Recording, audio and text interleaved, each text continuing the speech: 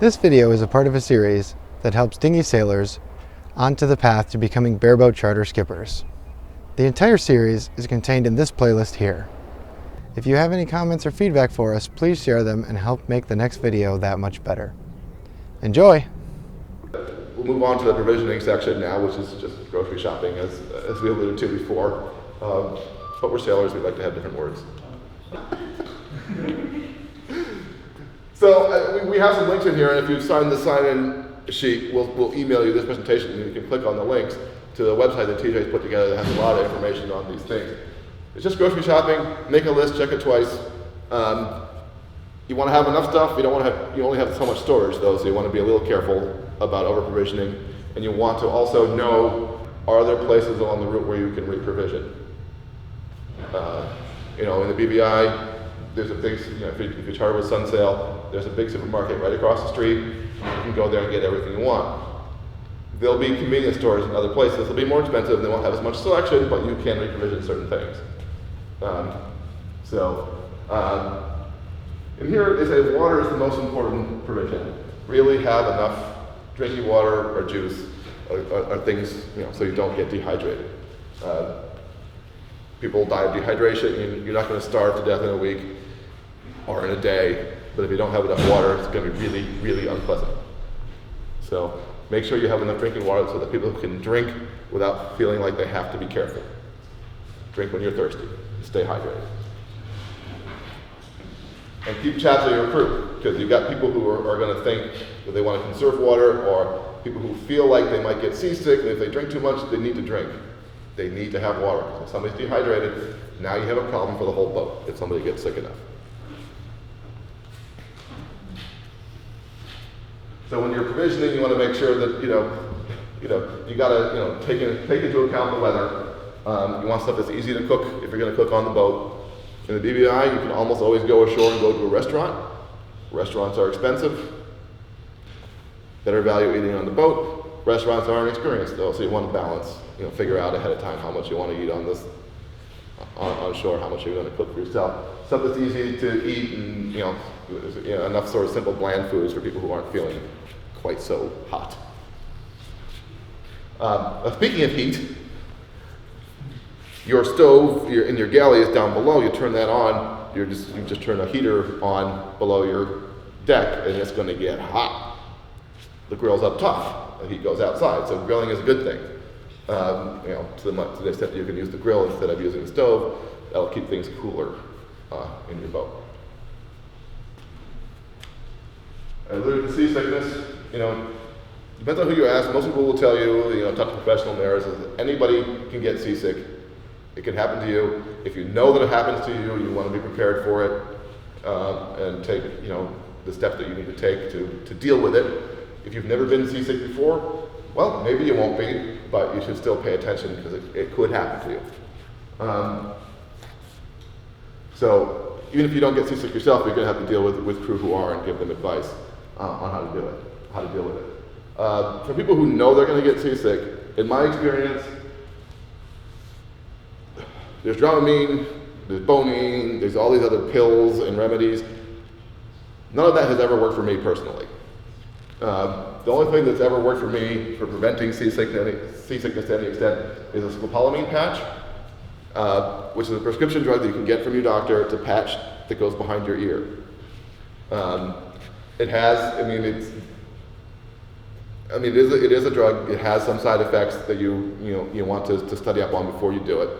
The warning that I will give you is I've worn a scopolamine patch. I've only ever worn one at a time. You only wear one at a time. They're good for 3 days. I kept it on for 3 days, and I did not put another one on afterwards.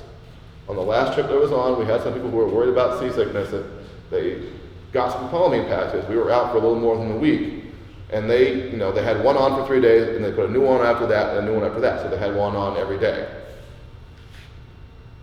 There's such a thing as scopolamine withdrawal. Okay, so if you've worn a patch for a week, like 3 patches in succession, and then you take it off. It's like seasickness, but 10 times worse is what they told me. So be careful with this. Most people will acclimatize after a few days. If you're worried about it, put on the patch, wear it for the 3 days, take it off, don't put another one on, and see what happens. I've never had any problem just wearing the one patch for 3 days. No withdrawal, no issues, worked fine for me, but you want to be careful about it.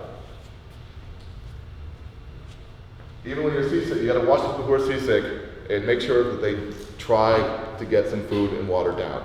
So if they're not able to drink, if they're not able to eat, they're going to get dehydrated, and then you could be into a real emergency situation. Basically, if they've gone 6 or 12 hours without being able to drink any water, without immediately puking back up, you need to seek.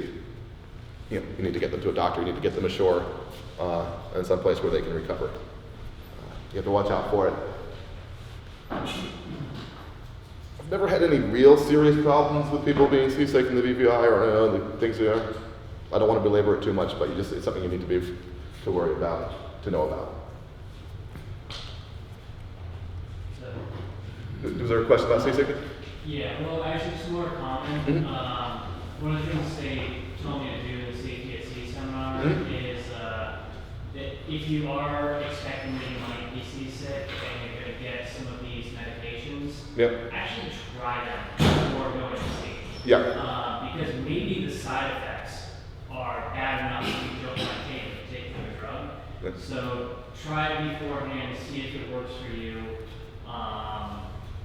But that's also advice for people about to do this, important to do this. So. It's the same thing. I mean, you don't want to, if you've never taken scopolamine and you go out and do it, you put one on, you don't want to ruin your vacation because you have a bad reaction to it. So it's good advice. If you have the ability to try it out before you take it, it's a good idea. Question over here.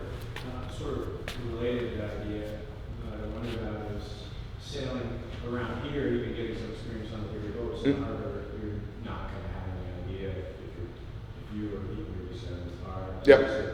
What kinds of things could one do to see if anyone in the crew is? Yeah, it's going to be hard to tell. I mean, if you take a cruising boat out into Boston Harbor and it's like, you can get seasick in Boston Harbor. I mean, as soon as you go out, if you're on the bigger boat, you can sail to places like Gloucester or Marblehead or even over to P-Town. And you do those kinds of small trips around here. If the seas pick up, I've been seasick out there. I've seen other people seasick out there, so it's a good sort of proving ground.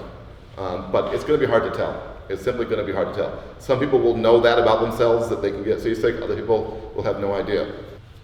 Other medical considerations, you need to know, again, you can ask the charter company, you can read up on it. If you do have an emergency, what are the emergency numbers? Who do you call? If you have people on the boat who have existing conditions, as the skipper, you need to know about it.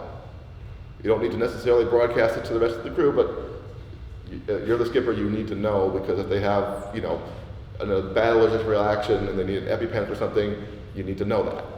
You got to be able to help them. So you need to ask your crew, are there any medical conditions that you have that might require emergency treatment, so that you can know and figure out how to deal with that.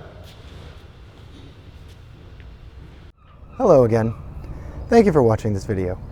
If you've appreciated this content, please let us know with a thumbs up or down in the comments so that we're encouraged to make our next presentation into a video as well. These take us a little bit of production time. We had to convince some of our friends to help out, borrow some gear and rent some other gear. But if you guys find it useful, we'll take the time and make our next presentation into a video as well. Oh, speaking of, if you're looking for the next video in the series, it's right here. Thank you, Seagull. This is the awkward pause. I don't know what else to say. Go to the next video. Hurry up and click. It's getting weird.